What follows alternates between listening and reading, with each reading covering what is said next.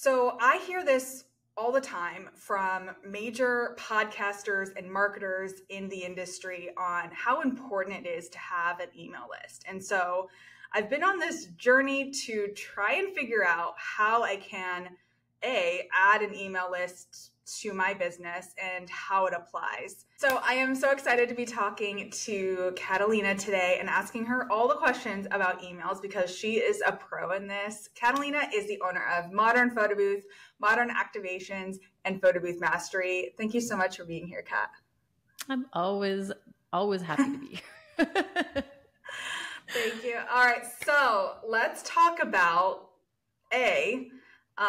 who are email lists for, and does it apply to kind of everyone in any industry, anywhere? Like, how important are emails in collection and marketing? I think nowadays they're more important than they ever have been before, because we are like in a world of social media where you don't own that information. You don't own that platform. I mean, we're seeing it right now with the possibility of TikTok going away, right? And how do you reach that audience? Whereas you own email. That email list belongs to you. You know, it won't get taken away from you. So email for me right now is super important. I've also noticed just that people are more willing to open emails. We went through like a period where email was not, I mean, people just junk mailed everything, right? Or they just trashed it. They wouldn't read it. Like open rates were awful. But I feel like now people enjoy reading emails if they're done properly. So I see a really big, uptake in email marketing happening right now. And now is a really great time, if you've never done it, to get into it, because people are still kind of like a little bit hesitant from the past. So lots of opportunity there. For sure. And I guess it definitely coincides with having a website too. Like one of the important things when you have a business is to be legitimate is to have a website. And I think, I guess secondary would be to have some sort of way to collect emails. Is there a right and wrong way to collect emails? Oh, is there ever? I mean, depending on where you live too, there's laws that change, right? So in Canada, we have CAN spam, which means that we're supposed to have double opt-in. So you opt in once by putting in your email and you have a checkbox. There has to be terms and conditions stating like how you're going to use their information. Are you going to sell it? That kind of stuff. And then normally what will also happen is you get an email just saying, just confirming that you actually signed up for this email list. So, you have someone who's like randomly signing you up for a bunch of stuff. So that depends on everywhere, like where you are, right? In Europe, they have GDPR, which is even more strict. The US has very different laws as well. So most email marketing platforms will help guide you through this and tell you like, you should look at this. We recommend that you turn this opt-in on, that kind of thing. And they'll walk you through it, but it's always really good to make sure that you understand what the laws are in your specific area for collecting emails. And also, we're so international nowadays. Even if you are a photo booth company that is, for me in Canada, I have people on my email list from around the world. So it gets tricky, but you can never have too many privacy precautions in place, I guess. Wow. That is so good to think. Yeah. That's so true. Like I didn't even think about it. I'm just starting in the email universe, it feels like, because it does feel like its own thing too. Like it feels like there's a lot that you're gonna have to do behind the scenes to get ready. Do you have like how do you collect emails? Like, do you have a sign up on your website? Is it on your social media? Like, what's the best way to go about collecting emails, specifically, I guess, for marketing your business? So I have a few ways. We have a newsletter pop up on our website, and we have one that's for corporate and one that's for weddings. We also have ManyChat integrations on our Instagram that, will collect emails for marketing purposes. And also we'll sponsor events and turn on email collection on our photo booth in order to get a lot of those emails that we can then put in. So we'll put the first opt-in there. But then we'll also be able to collect all those emails to put into our system and market to them afterwards. So whether you do, birthday parties or weddings or corporate events, or it doesn't matter, an email list is really, really important to have. And even if like it can get overwhelming, like we can talk about segmenting, people within an email list and all that kind of stuff. But just start off by just collecting those emails, even just having a generic newsletter that goes out once a month is a really great start. A lot of people get stuck on what to email, and maybe we'll go into this a little bit more, but in a bit, but just done is better than perfect sometimes. And in this case, just start off with a newsletter is easiest way to do it for sure. That makes so much sense. So having it on your website, is that something that's a pretty easy thing to add on, with your website? Or do you use a specific app, or like what's the best way to go about doing that? Yes. So I use an app called Flowdesk. And the reason I use this one is because it is the most simplified email marketing system I've found that is super powerful. So I also use Squarespace as a website, and I know that they have a built-in email marketing system. I have used that one in the past. Personally, I don't love it yet. I think it'll get there eventually, but I don't love it yet. It's a little hard to use. The user experience isn't great. Flowdesk, though, makes it so easy. They have these beautiful templates that you can just drag and drop. You can use custom fonts. You can put photos in there. Like, they just look so nice and so different. It's really easy to create automations, which, for example, if let's say you have somebody who submits a wedding form lead, right, on your website, you could have an integration that sends them into your Flowdesk account. And at the same time, will then trigger a series of emails that are specific to a wedding person, right? So you could actually build out a whole bunch of emails, which we call a nurture campaign, and that will just automatically trigger. So you don't even have to write the email. You write the emails once, and then the system automatically sends them out. So that's something that Flowdesk does really beautifully. It's drag and drop. It's like really easy to figure out. And they make it easy to integrate everything. So even the forms, you select the pretty form that you like, you change the colors, you can change everything in there. It also will automatically apply your branding to it as long as you make your branding on the main settings page. And then you copy and paste that link into either the embed code or the link into your website. So again, with Squarespace, really easy to have a pop-up. You can literally have, tell it to put a pop-up by putting the embed code in. This might be a little complicated, but the CSS code. So just Google Squarespace CSS code embed form, and you'll get the support article on how to do it. They do a really good job of simplifying those things. But there's a multitude of ways that you can do it. That is by far the easiest way. I love that because I've been playing around with Flowdesk too. So I've also seen how much easier it is. I use GoDaddy for my website. I'm changing it. Yeah. It's because it is so difficult specifically to do emails. The experience when I tried out Flowdesk for the first time a couple weeks ago was just like crazy, so simplified. Right? They do such a great job. It was very, very simple to do it. And I loved it. So we'll put a link for Flowdesk down. So if you guys want to try it out, you can check it out. Yeah. And I think you get like 50% off with your first month or something. What's the discount on the? I think it is. Yeah. 50% off.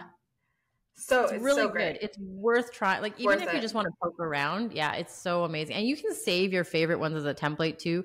So like we have ours saved as templates. So I can just like copy and paste for one, if I want to do a sale or if I want to do just like a newsletter, and it's really easy to update all of the text in there. You can copy and paste it from a Google Doc if you like to write out in Google Docs first, or you can write it out, directly in the email. It's such a beautiful system. Do you feel like it takes a lot of time to kind of like figure out, because I feel like that's a blocker for some people, is like figuring out if they want to create a nurture campaign. Yeah. What would be the very first kind of email that you would recommend people start with? Probably an introductory email. A lot of times people sign up for stuff and they don't really remember what. Like, I can't tell you how many courses I've downloaded and I get these people's emails and I'm like, can you tell me who you are and what you sell in every email, please? Because I don't remember you by your name. So I would say like if someone joins your mailing list for whatever reason, if there is a trigger for it, right? Like if they're trying to download your pricing or something like that, obviously send the pricing. And then I would wait a couple of days at that point and send like an introductory email just saying, hey, this is, thanks for subscribing. This is who we are. This is what we do. Here's some important links, call it a day. I think the biggest thing that people get worried about is like selling too much, right? And email marketing shouldn't be 100% about selling. It should be about people learning about you, about your company, you offering them insight as an expert, right, within your field, or even sharing some interesting facts that you've seen that might be something that they would like, like for weddings. How many amazing, blog posts are there out there that you could reshare, or trends that are coming up, or it's almost too easy for weddings. Corporate is a little harder, but weddings I find to be extremely easy. Yeah, I was just going to say, I can only assume that every part of your email is going to be very different based on the audience that you're directing it to. So your emails for your corporate events are going to be very different than the emails for your weddings, especially because those people in the wedding might not be there for a long time. So Can you just talk about a little bit how you kind of structure your emails, or like what kind of emails you're sending to your wedding clients versus your corporate clients? Yeah. So for our wedding clients, so first of all, let me talk about segmentation in your email marketing system. So Flowdesk does this really nicely using tags. So that means that like you can tag someone from a form submission. So if they fill out this form, tag them as a wedding lead, for example, right? If they fill out this form, tag them as a corporate lead. You would place that form on a page that would make sense. So like if it's your wedding homepage and the pop-up shows up, make that one be tagged wedding.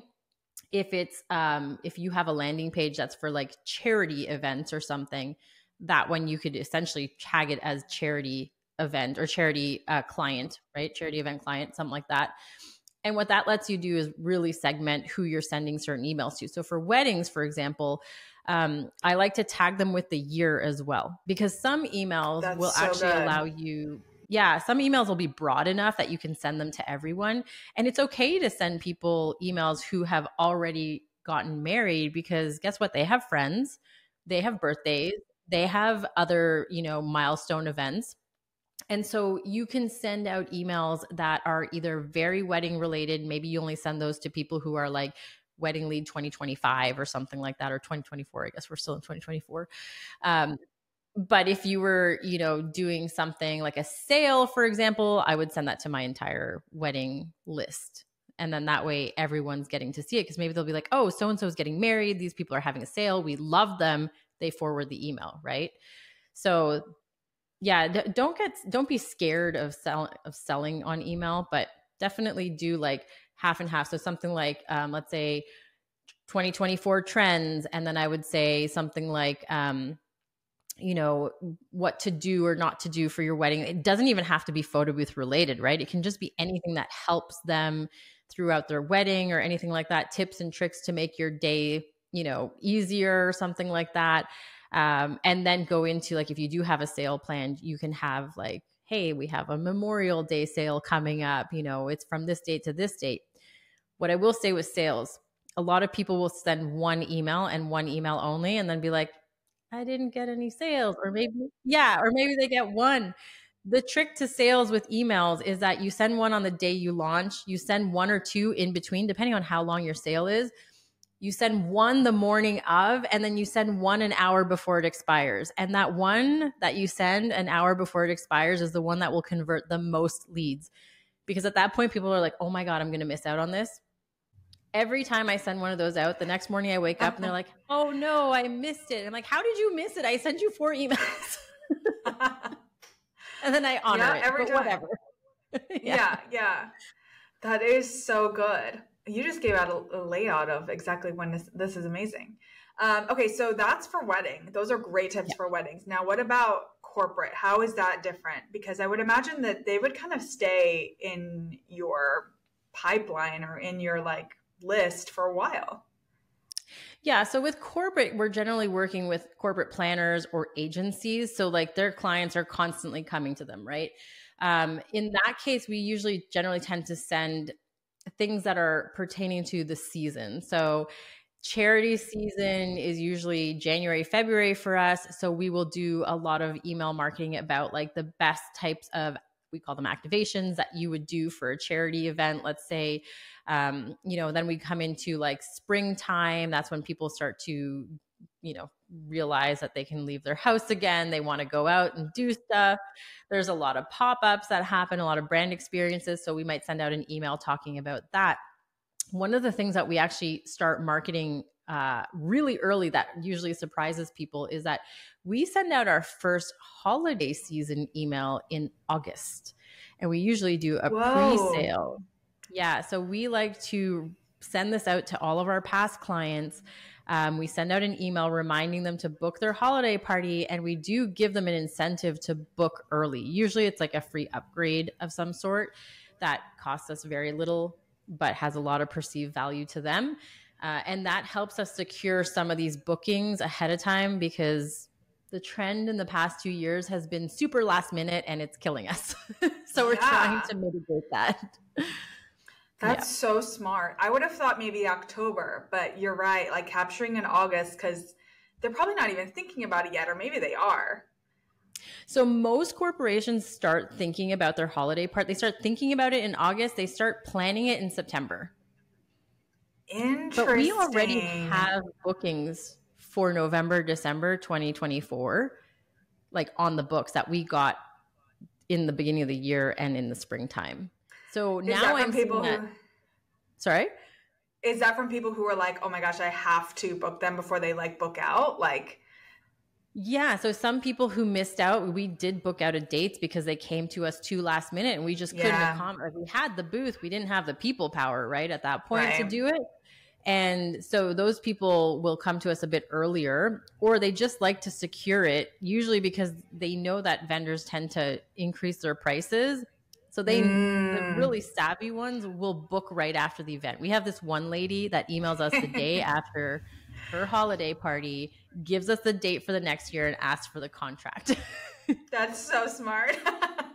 So she usually saves on our increase by at least 1 year because she pre-books. So she doesn't get the pricing increase for a year until after we've released it. So she's smart. Yeah. Wow. That's awesome. Okay. So we've heard about how to market, how to reach out to wedding and corporate clients. Is there anything you should not do with your email list? Yeah. If you are just spamming and writing stuff that is just straight out of ChatGPT, don't do that. The emails that are going to get you the best results are ones that are offering some sort of solution to people. You're making it about them. Obviously, you're talking about you, but it's more about how you can help them, right? Not all about like, hey, buy my photo booth, buy this, buy that, get this upgrade, buy this add-on. Those are the things that people are going to delete. And, ChatGPT is a great tool, but the amount of people who copy and paste text, and it drives me crazy because I can spot a ChatGPT email a mile away. Even the subject lines, like use it as a starting off point and then rewrite it to your own tone and vocabulary and all that. So you don't sound like unlock your potential at your next event and elevate and amplify. And it's like, no. Oh yeah. Okay, Kat, this is very helpful. I am excited. I want to go start writing my emails now and getting workflows situated for my list. And the thing I'm thinking of, and the thing that I'm thinking of too is like, because not many people are doing it, especially like in the photo booth industry, even some photographers and videographers, like there's a lot of people that I know in the industry who aren't taking advantage of email lists. And I feel like, because I think people think it's something old and what people used to do in the, early 2000s and 90s, whatever. But no, you're absolutely right. I think this is an untapped marketing potential for a lot of people, especially in the service industry, I think. So this is super helpful. Don't forget to check out the link to Flowdesk. We'll put it in the show notes in the description. And we're going to actually make this 2 parts. So in the second part, we're going to talk all about how to use photo booths to collect emails and how to kind of maximize that. So stay tuned for part 2. We'll see you on the next one.